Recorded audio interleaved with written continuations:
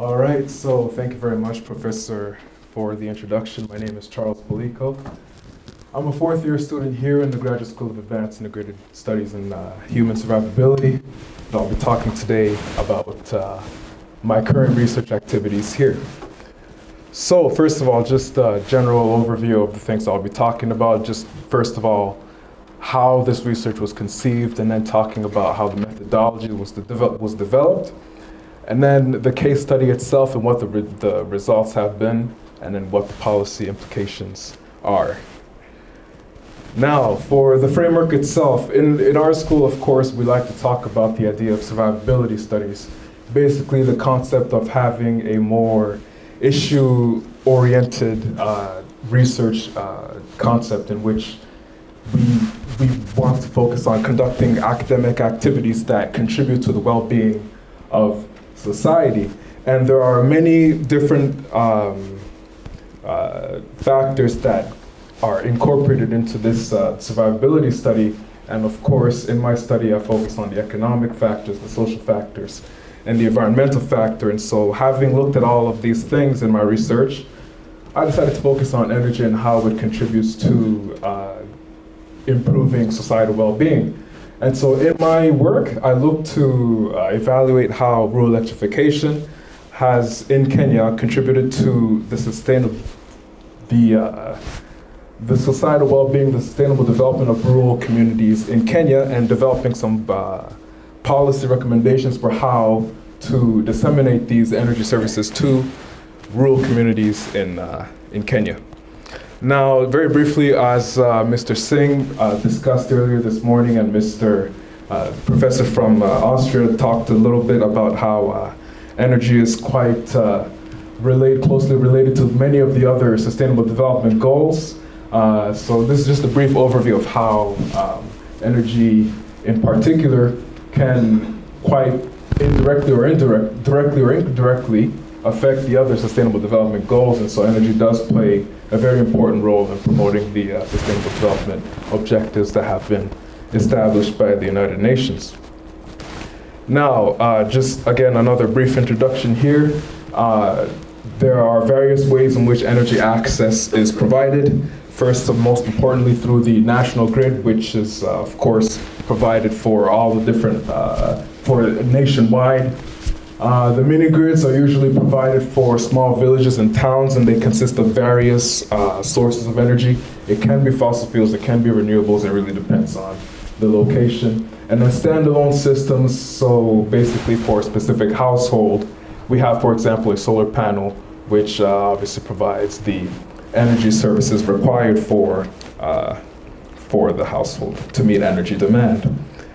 Now, in the next slide, I'm just going to talk a little bit about the literature that has been written regarding energy provision. So these are the different authors that have basically conducted an assessment study of different communities in developing regions. And looking at all of these different academic works, I went ahead and developed my own kind of case study, which can be used in order to evaluate the different electrification activities that have been conducted in Kenya in particular.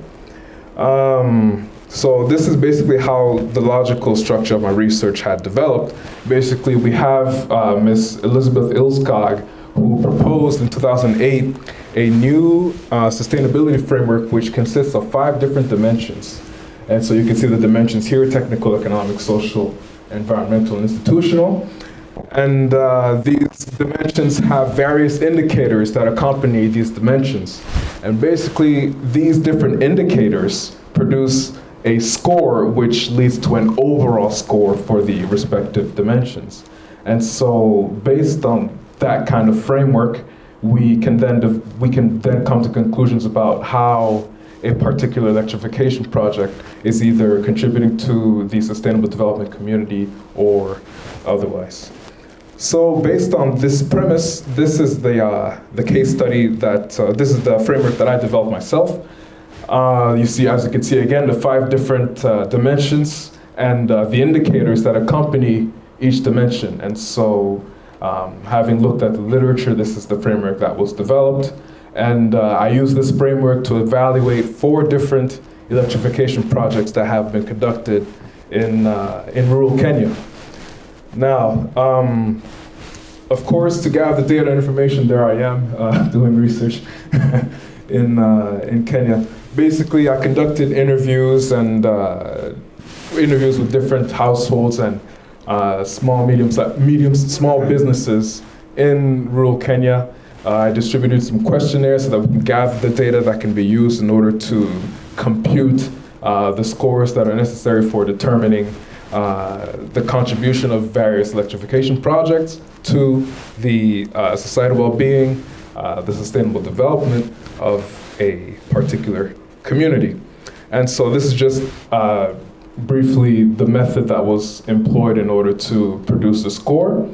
So of course, for example, when it comes to education, for example, right, if we're talking about a child who has recently been obtaining access to energy services, if this child, for example, is able to study for a longer period of time, the score will be 1.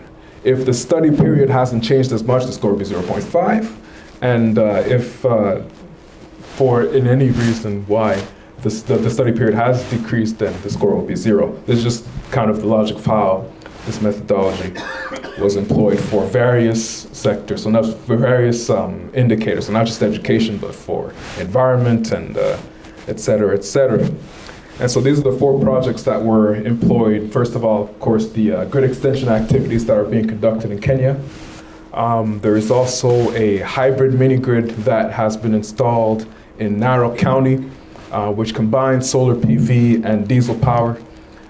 There's also a solar mini-grid in Kisii County that was studied, and additionally, some solar home systems that have been installed across the south of Nairobi in an area called Machakos. Now, these are the areas that were visited. This is the map of Kenya. The areas that are circled in red are the places that have been visited for data collection activities in order to produce the results that are illustrated in this next slide. So here you can see, in the table I produced the scores in order to show how each electrification project or activity has performed on this in this assessment framework.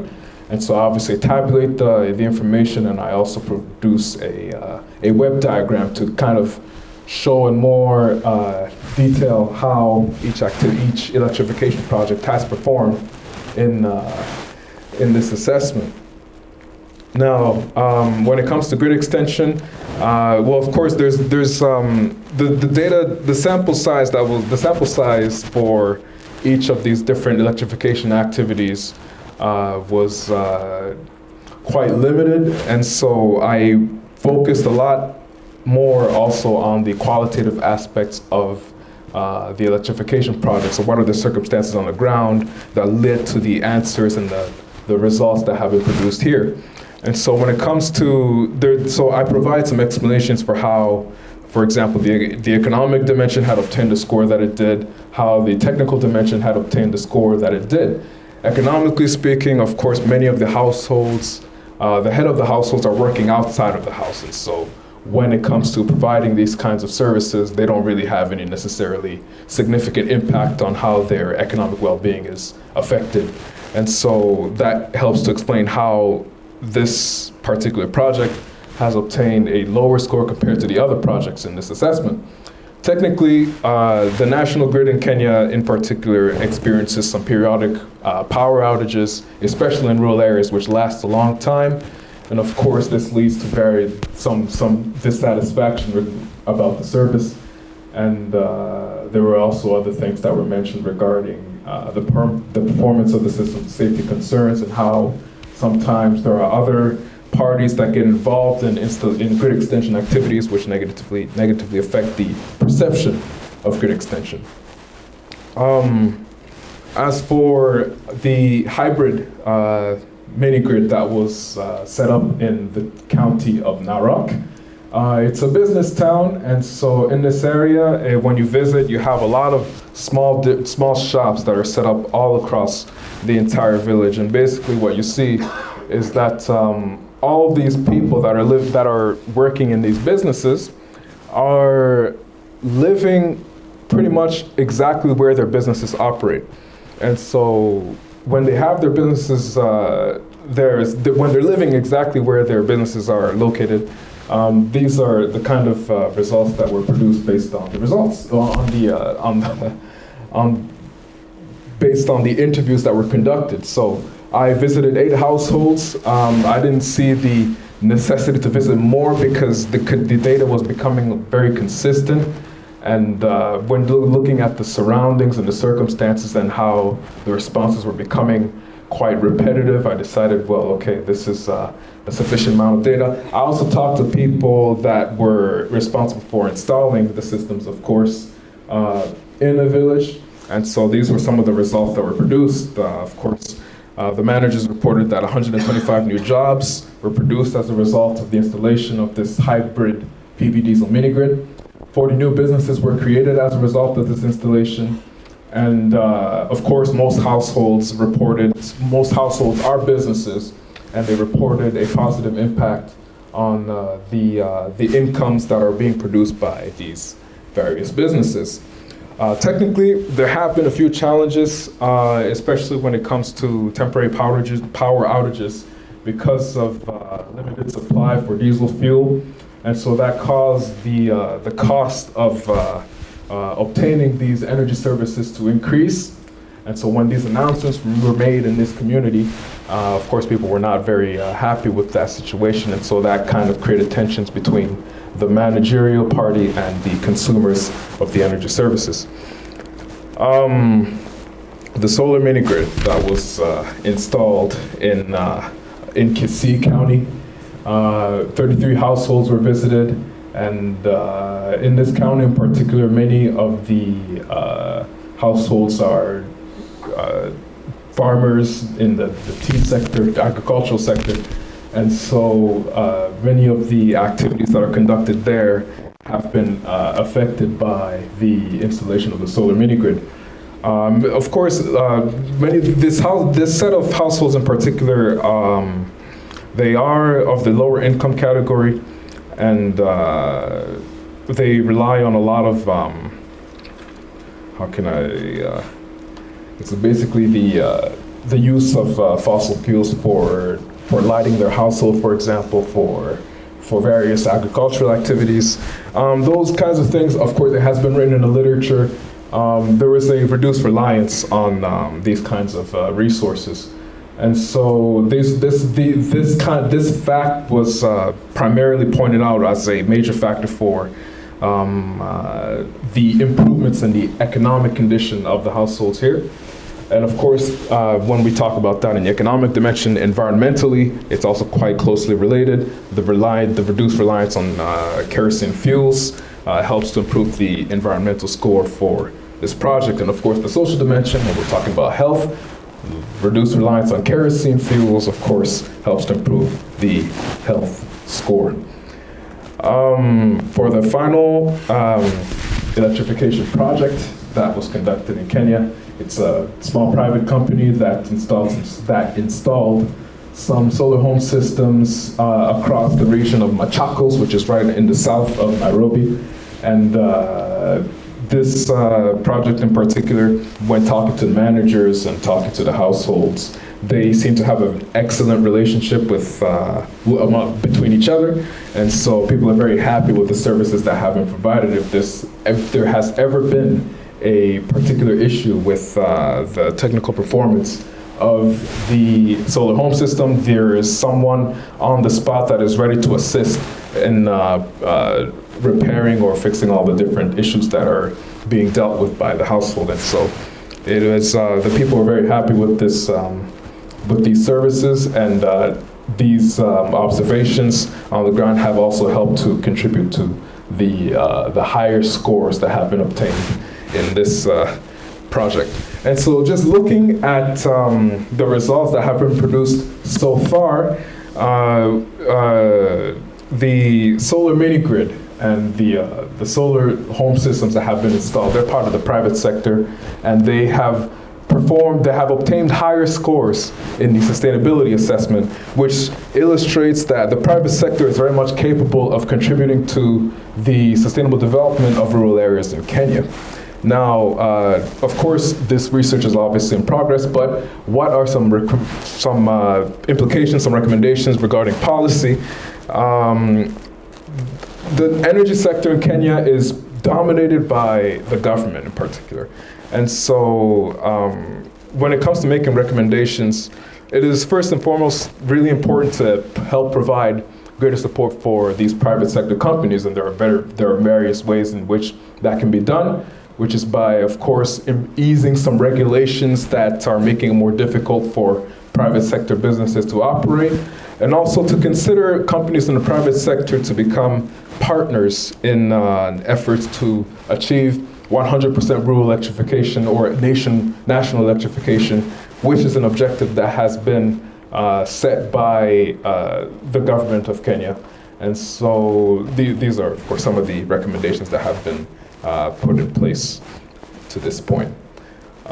So in conclusion, basically in my research, I have adapted a sustainability assessment framework that can be used in a Kenyan case study, and found that the private sector is very much capable of promoting the sustainable development necessary for improving societal well-being and helping to maintain the human survivability that we like to discuss here in our graduate school. And the reasons why the data, the sample size was so limited. In this past year when I visited, there was an election going on. There was an election campaign, and so there was some survey site instability, and so there were some limitations regarding the different places that can be visited, and there was also some trust issues and communication issues, and so that made it a little bit more harder to obtain the data necessary, but I did the best that I could with the resources at my disposal, and so that pretty much concludes my presentation. And so thank you very much for your patience and your attention. These are some resources, and that's it for now. All right, thank you.